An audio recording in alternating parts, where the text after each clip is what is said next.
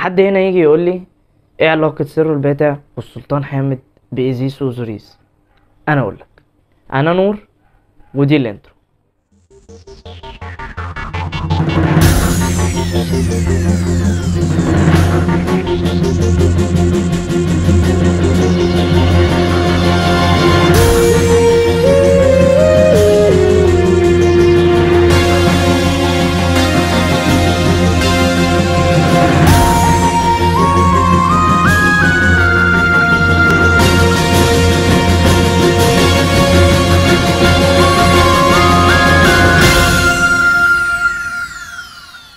احداث الكتاب بتاعت سر الباتع فيها السلطان حامد الفرنسيين بيقطعوه لكذا حتة وبيرموه في النيل، وكل جزء من جسمه بيروح لإقليم من أقاليم مصر، وده مقتبس من أسطورة إيزيس وأوزوريس. ايه هي بقى أسطورة إيزيس وأوزوريس؟ انا اقولك. إيزيس وأوزوريس وست ونفتيس هما آلهة مصرية قديمة، كانوا الأربعة دول ولاد رعد. إيزيس اتجوز من أوزوريس.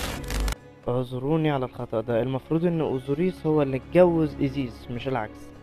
وست اتجوز من نفتيس. ايزيس واوزوريس كانوا اكتر اتنين محبوبين من شعب مصر كلهم. اوزوريس كان حاكم لشعب مصر وشعب مصر كله كان بيحبه. ست بقى كان بيغير جدا من اوزوريس بسبب حبه لايزيس. حبه لايزيس وان هو معرفش يتجوزها ده سبب له غيرة. ده غير ان نفتيس كانت مراته كانت عقيمة ما كانتش بتخلف، وإيزيس وأوزوريس كانوا بيخلفوا، فكل حاجة كانت ضده في المرحلة دي. عشان كده كان بيغير منهم جدا، فقرر ان هو يعمل حاجة يقتل بيها أوزوريس. المهم فست راح عامل تابوت. التابوت ده كان معمول من الذهب، عمله بالظبط على مقاس أوزوريس، وعمل حفلة كبيرة جدا. في الحفلة دي قال ان اللي هيجي على مقاس التابوت ده هياخد التابوت ده ليه هدية. بس طبعا مفيش حد في الحفلة دي كان جاي على مقاسه التابوت ما عدا واحد بس اللي هو أوزوريس، لان هو عامل التابوت ده بالظبط على مقاسه.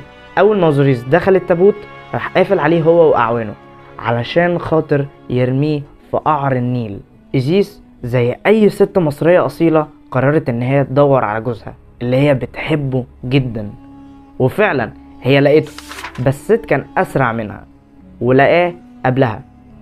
راح لأوزوريس علشان خاطر يقطع جسمه كذا حتة ورماها في النيل، وهنا وزع أجزاء جسم أوزوريس كلها على أقاليم مصر.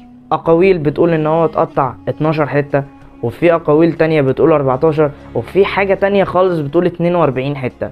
ما يشغلناش دلوقتي، المهم إن هو قطع جسمه على قطع علشان خاطر يوزعها على أقاليم مصر. ولكن إيزيس المحبوبة جدا من شعبها واللي كانت بتحب جوزها ومخلصة ليه جدا قررت ان هي تدور على كل حتة من جسم جوزها علشان خاطر تجمعهم تاني في جسم واحد وترجع أوزوريس للحياة تاني. وفعلا جمعت قطع جسم أوزوريس كلها. في أقاويل هنا بتقول ان هو من كتر العياط على جوزها هي ونفتيس، علشان خاطر نفتيس كانت كويسة ما كانتش زي ست جوزها، كانوا هما الاتنين قعدوا يعيطوا عليه لغاية اما راح سمعهم فنزل علشان خاطر يكافئ إيزيس على إخلاصها لجوزها إن هو يرجع جوزها تاني اللي هو أوزوريس ويبقى إله العالم السفلي أو عالم الموتى بمعنى أصح. وفعلا أوزوريس رجع.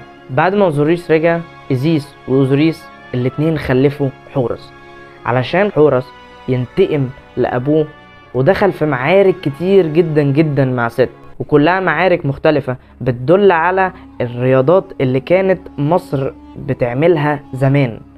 دي ممكن نعمل لها حلقة تانية مخصوص عن المعارك اللي اتعملت وازاي الفراعنة او المصريين القدماء كانوا بيعملوا رياضاتهم، وكمان نحكي عن المعارك اللي حورس دخلها مع ست.